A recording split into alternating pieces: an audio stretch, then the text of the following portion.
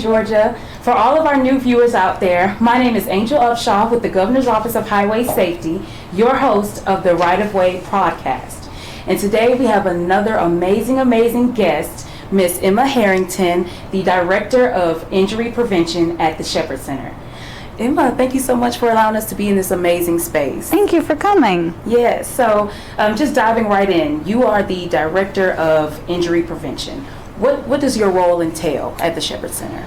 I like to say it's a Jill of all trades. So injury prevention at Shepherd Center, it's at the heart of the mission and what we do here. So we see a lot of preventable injuries come in, and my role is to track those injuries, to understand why they're happening, to look at the data and look for trends. For example, in 2019 when scooter injuries started happening, and create programming that we push out to the community and our own employees to surround those mechanisms of injuries and prevent them from the very get-go. For primary prevention is usually where we sit. I love that.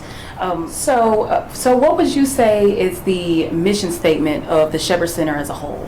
Our whole purpose for being is to help people with injuries come in and to rebuild their lives with hope, with dignity, with as much independence as possible, and to have them fully included in all aspects of life, and to promote injury prevention at the very beginning of that. Right.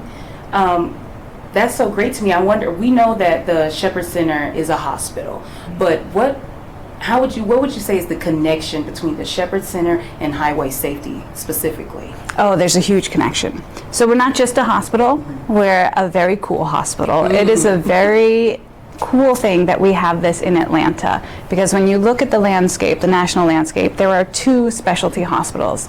There's us and there's Craig in Denver, and that's it for hospitals that do brain and spinal cord injuries. So this is a really special place, and it was one that was started by the Shepherds and is still run by the Shepherds. So I feel very lucky to be able to do prevention in this hospital.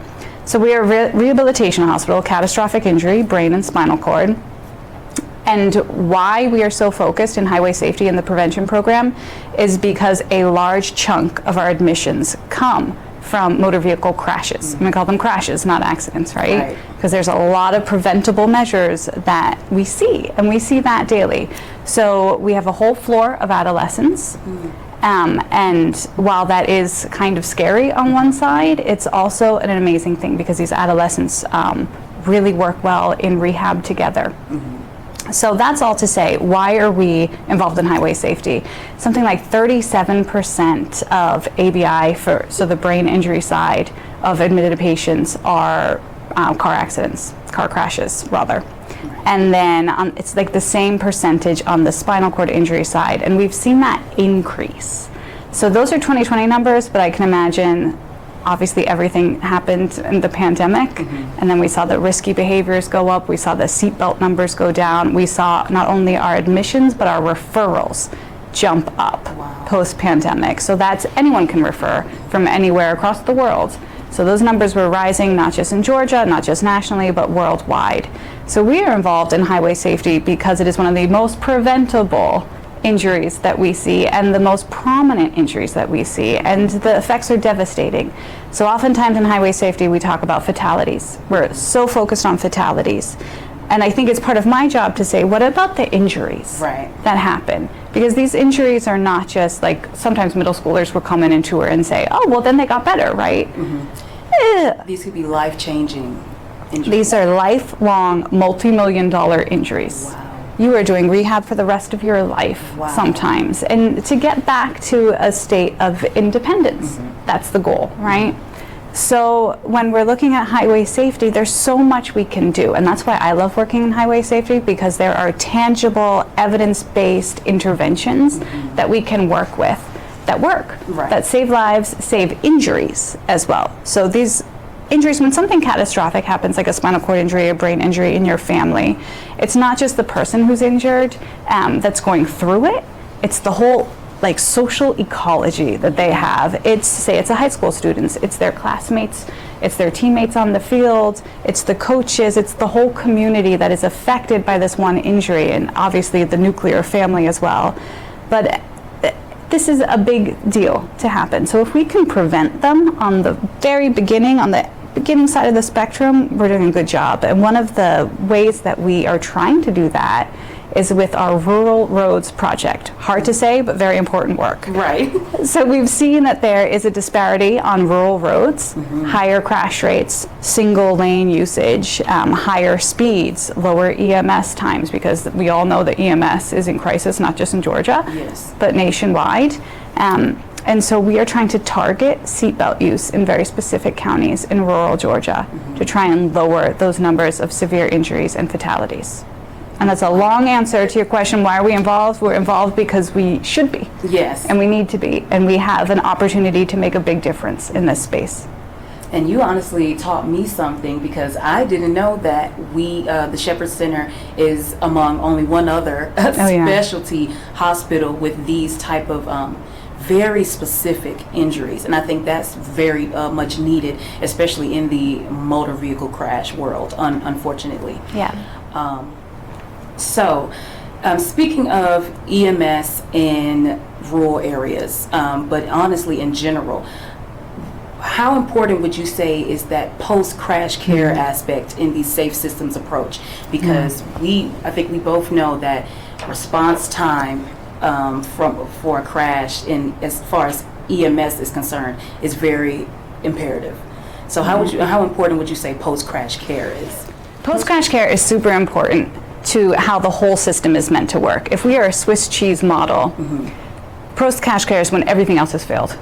Right. When the streets aren't engineered properly, when the airbag doesn't deploy. This is when all else has failed. These are the people that pick up the pieces, right? So getting you to the appropriate hospital at the appropriate time is a really difficult job, especially when you're in rural Georgia. Yes. Right? And there's a lot that you're up against, but it is mission critical to saving lives, saving limbs, saving really catastrophic injuries from happening. And I would love to see more investment in that. And we know that there is a crisis in Georgia and nationwide. So everything that we do for our highway safety interventions, we involve EMS from the get-go. So in our rural roads project, we invited EMS in to sit at the table from the very beginning. So they're not the afterthought, right? Because sometimes they're the afterthought in that little Swiss cheese model. From the very beginning, how can we involve our partners in post-crash care? Because it is such an essential piece for all of us, and we all depend on it. I agree. Yes, and I think it's great that, like you said, you included post-crash care, that element, and from the start, because it also goes hand in hand with your prevention aspect. You know, I think that them being there from the beginning is like, okay, now we really are being proactive instead of reactive. So that's great, Emma. Well, one of my last questions.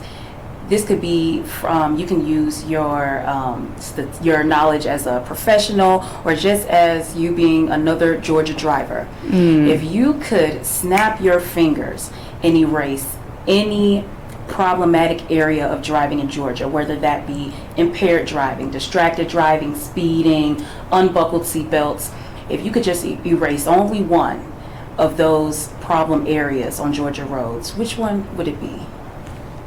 I've been pondering this. I know it's so hard. And I think my original response was going to be, I was going to give you an umbrella, risky behavior. Because it takes care of your not wearing seatbelts, right, your speeding, your aggressive driving, your distracted driving. It's such an umbrella response. And then I thought, no, maybe we should take a few steps back, and rather than changing a behavior, what if it's a perception we change? And it's this perception that fatalities and serious injuries are a part of life. Right? That they're expected.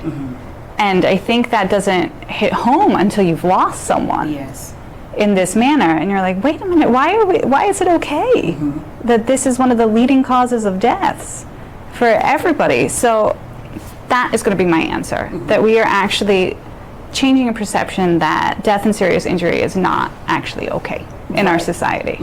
Especially as it's concerning motor vehicle crashes. I read something once that was like, people are more relaxed on an airplane than, they feel like, like this, I'm more safe there than in a car on the road. And when you think about that, it's like, wow, that's literally. How often do you fly? Yeah, like, like how often do you fly? But you drive everywhere, for Georgia drivers. So I think that is very, that was a good insight on your a good answer, because yeah, it shouldn't be something that's lax, that's casual. These things are all preventable most of the time, and thank you so much for your job being a part of that, trying to prevent these things.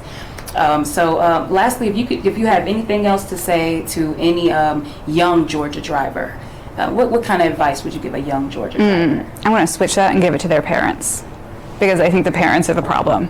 Speaking as a parent, I think we are showing our kids all of the behaviors that we do not want to see in them. And so put the Chick-fil-A down, don't put your makeup on at the stop, refuse to change the song mid-drive from the very start.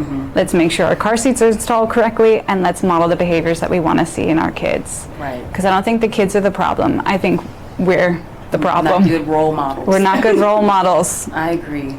And it's hard. It's hard to be a role model all of the time. But in the car, you have to. Yes. Thank you again, Emma, for this great conversation, this much needed conversation. And for all of our Georgia drivers out there that need any more information on the Shepherd Center, visit their website, shepherd.org, for all of their resources. And that's all until the next time on The Right of Way.